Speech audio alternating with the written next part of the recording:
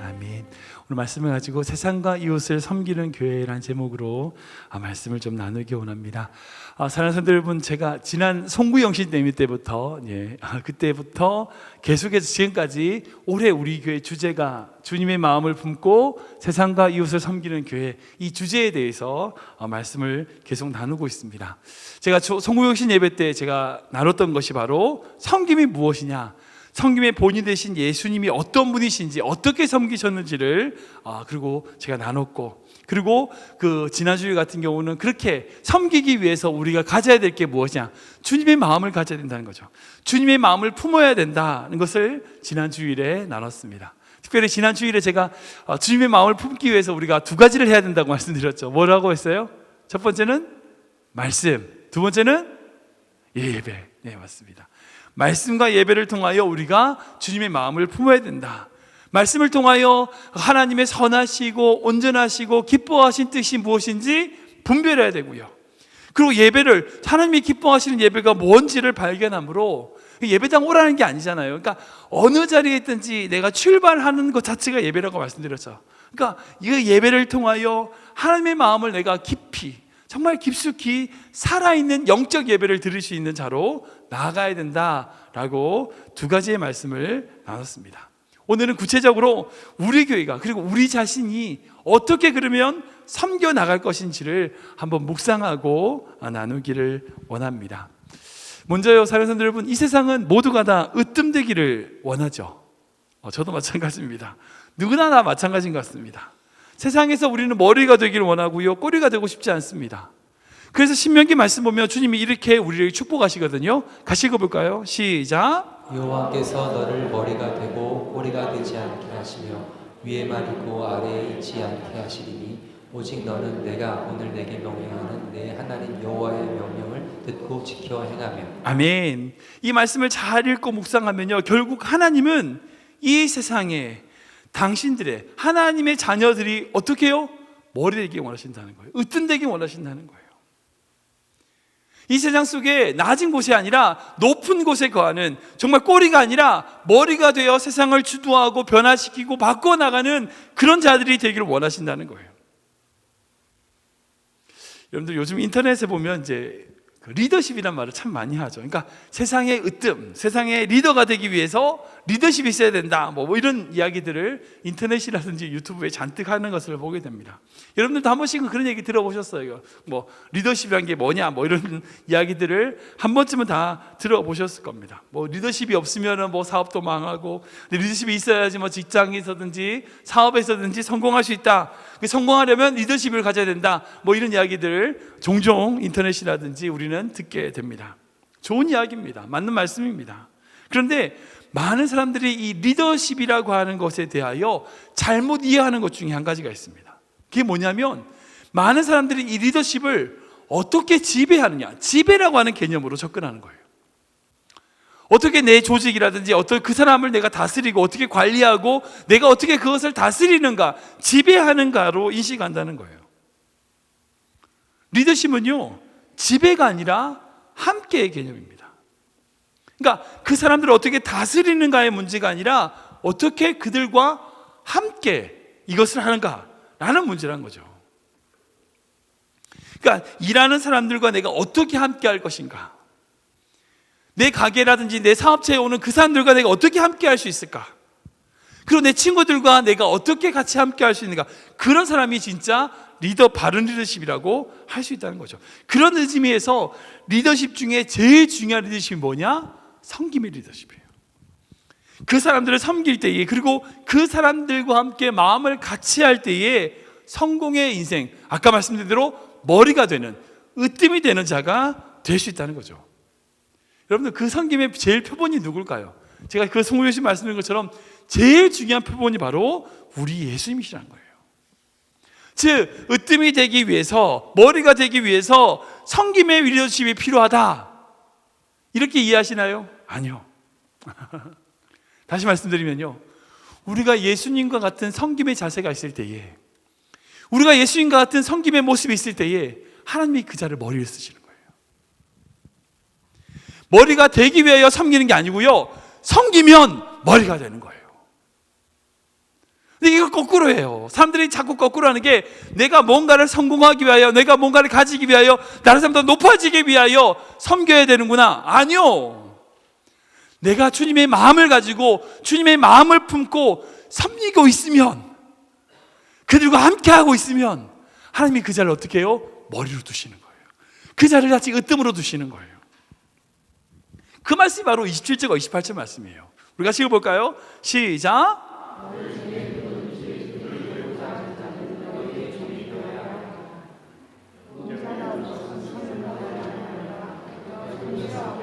자기 것을 많은 사람의 대성물로 주려 하느니라. 아멘, 아멘. 많은 사람들은요, 으뜸이 되고자 해요. 다른 사람들에게 머리가 되고자 해요. 주님은 먼저 뭐예요? 종이 되라 하시는 거예요. 그리고 하실 말씀이 뭐예요? 내가 온 이유가 바로 그것을 위해 왔다는 거예요. 여러분, 여기 중요한 핵심의 단어가 바로 종이란 단어, 그리고 주님이 이 땅에 오신 이유, 이것이 바로 핵심이라는 거예요. 우리 교회가 2020년을 맞아서 정말 주님의 마음을 품고 세상과 이웃을 섬기는 교회로 나아가기 위해서 우리가 가져야 될 마음, 우리가 정말 가져야 될 바른 자세가 뭔가, 어떻게 섬겨 나가야 정말 올해가 지났을 때에 저뿐 아니라 여러분들의 삶, 그리고 여러분들의 가정, 우리 교회 모두가 다 정말 하나님이 잘했다 칭찬하시는, 기뻐하시는 삶이 될 수 있을까? 이것을 한번 고민해 보기 원합니다. 첫 번째로요, 우리는 예수님처럼 모든 사람의 종이 되어야 된다는 거예요. 우리가 같이 읽어볼까요? 시작. 예수님처럼 모든 사람의 종이 되어야 합니다. 한 번 더 읽겠습니다. 시작. 예수님처럼 모든 사람의 종이 되어야 합니다. 우리 마가복음 말씀이거든요. 같이 읽겠습니다. 시작. 너희 중에 누구든지 으뜸이 되고자 하는 나는 모든 사람의 종이 되어야 하리라. 아멘. 마태복음 아까 읽었던 우리 20장, 마태복음 20장의 말씀과 거의 유사한 말씀이 바로 이 마가복음 10장에 등장합니다. 여기서 무엇을 보면 주님이 으뜸이 되기 위해서는 어떻게 해요? 모든 사람의 종이 되어야 된다고 말씀하세요.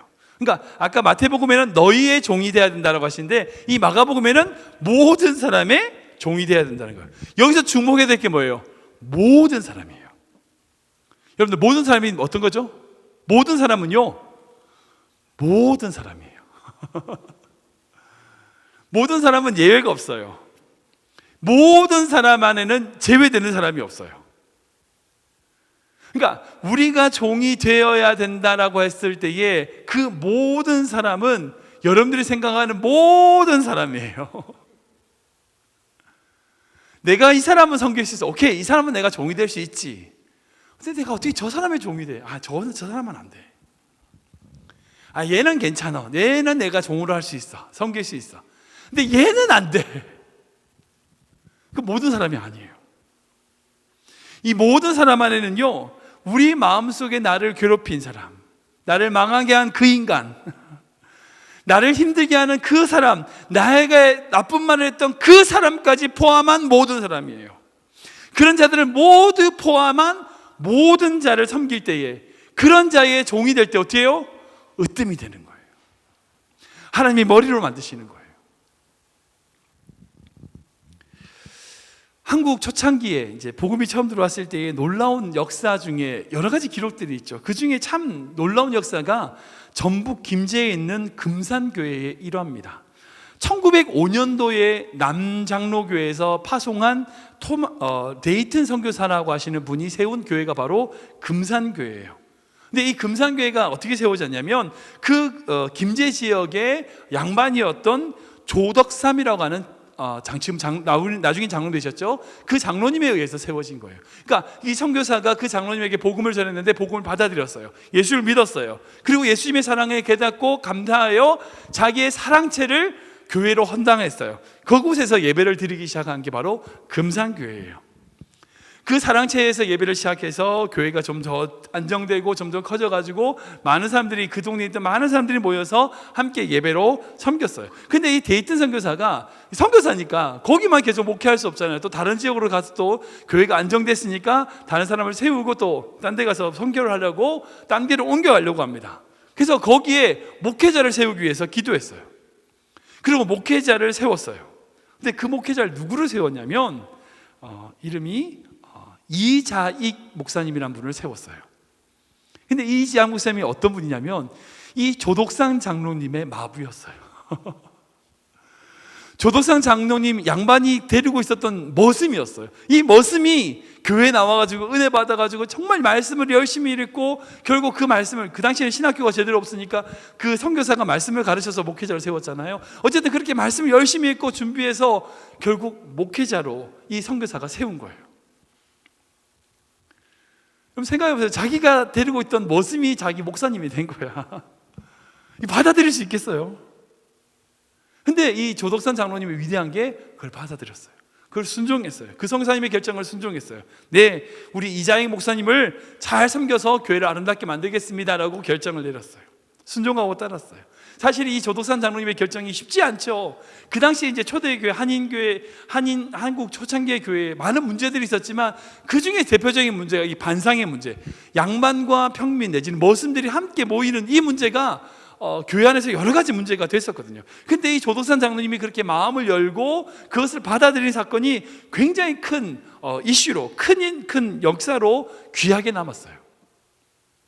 참 놀라운 건 이 100년이라고 한 시간이 지난 이후에 지금요, 이자익 목사님은 알려지지 않았어. 이 조덕산 장로님만 유명한 거예요. 자기의 가정을 오픈해서 교회를 세우고, 그리고 자기의 모습을 세운 장로. 여러분, 지금도 이 교회사에서 이 조덕산 장로님을 기억하고 있어요. 신학교에서 이분을 기억하고 배워요. 초창기 한국교회의 아름다운 전통, 아름다운 역사로 이 조덕산 장로님의 섬김을 보고 있어요. 섬김을 이야기하고 있어요. 누가 클까요? 누가 섬기는 자일까요? 누가 으뜸이 될까요? 결국요, 이 장로님처럼 자기의 마음을 내려놓고 자기가 데리고 있던 머슴이라도 목사님이라고 섬겼던 이 장로님의 위대한 자라고 기억하고 있는 거죠. 인류의 역사는 항상 그래요. 여러분들이 생각 속에 어떻게 통치하고 지배하고 그렇게 한 사람이 섬기는 자고 그런 사람들이 역사에 기록 남아있나요? 아니요. 끝까지 다른 사람을 섬기는 자가 역사에 기록돼요. 그런 자가 으뜸이 돼요.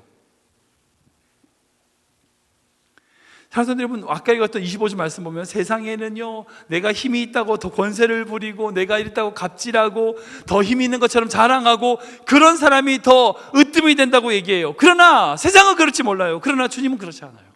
주님은 그런 자를 기억하지 않으세요. 주님은 섬기는 자를 기억하세요.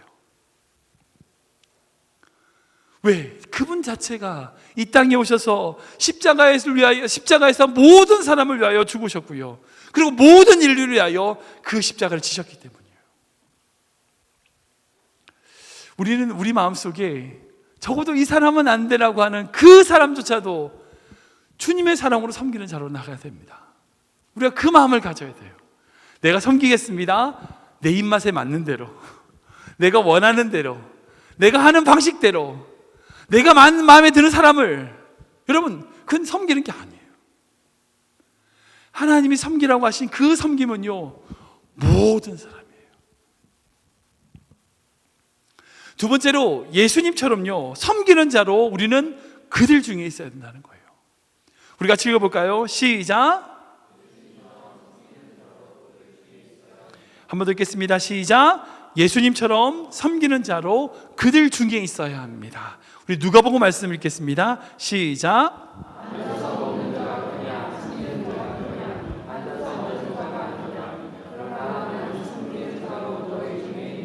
아멘, 아멘. 이 땅에 오신 주님의 가장 큰 특징은요, 바로 우리와 함께 하셨다는 거예요. 함께 거하셨다는 거예요.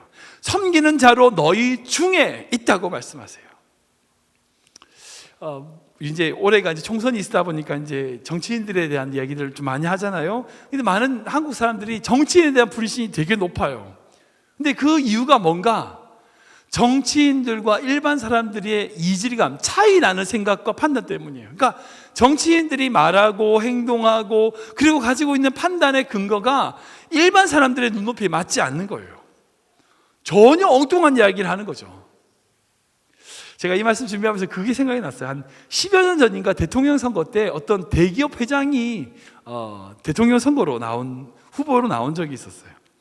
그때 다른 후보가 이 대통령 후보에게 물었어요. 요즘 버스 요금이 얼마인지 아세요? 이렇게 물었어요. 그때 그 대통령 대기업 회장 출신인 대통령 후보가 그 당시에 버스 요금 한 1,000원, 한 1불 정도 할 때였는데 170원이라고 얘기하는 바람에 한참 이슈가 됐던 적이 있었어요. 기억나실지 모르겠어요.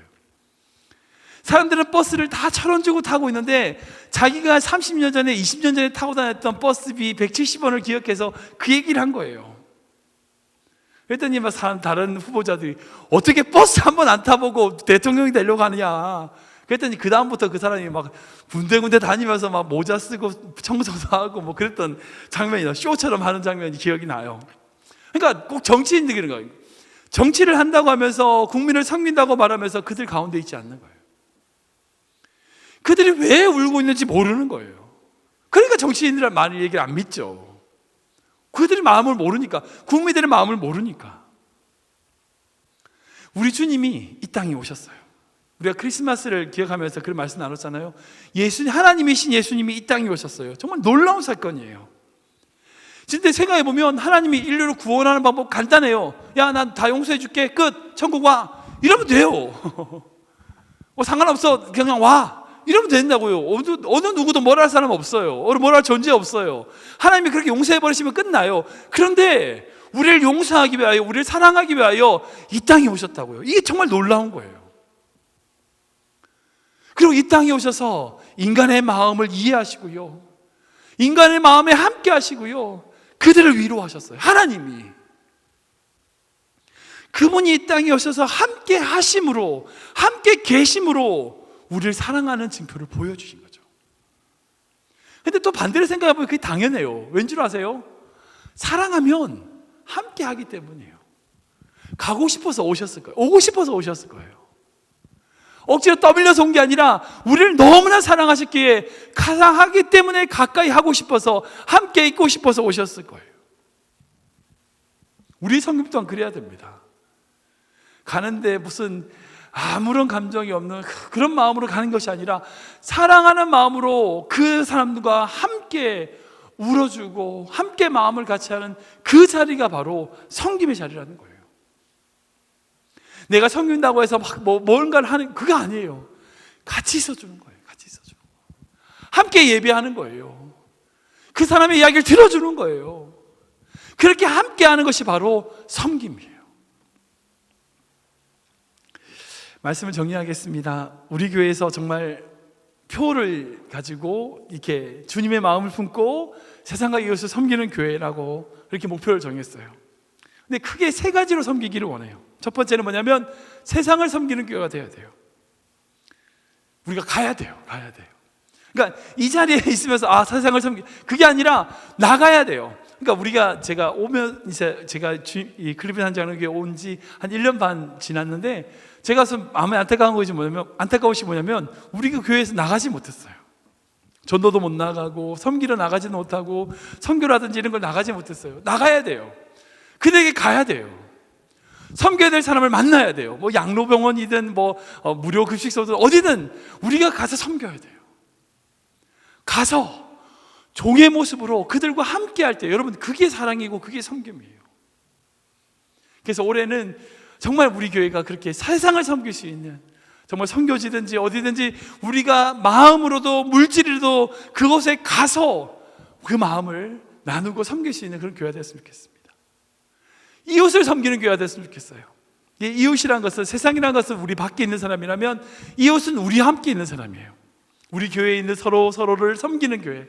그리고 또 클리브랜드에 있는 우리 한인들, 우리 이웃이죠. 우리 이웃을 섬기는 교회.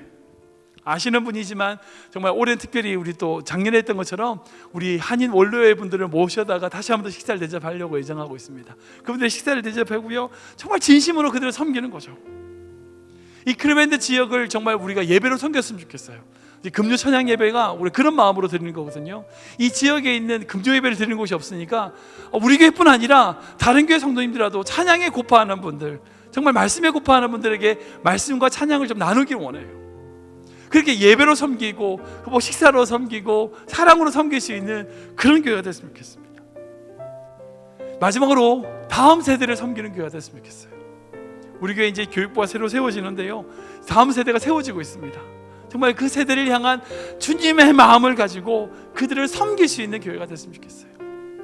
그러니까 청년들은 중고등부, 중고등부는 우리 로이, 다음 세대, 어른들은 우리 아이들, 이 청년들을 그렇게 다음 세대를 섬겨서 그들이 정말 주님의 마음으로 또한 이 세상에 세상과 이웃을 섬길 수 있도록 우리가 그들을 섬겨야 되는 거죠. 올 한 해 우리가 그런 비전과 그런 목표를 가지고 한 해 동안 정말 한 해가 지났을 때에 사랑했다, 잘했다, 충성된 종아라고 칭찬 들을 수 있는 우리 모든 성도들 되시길 주님을 축원합니다.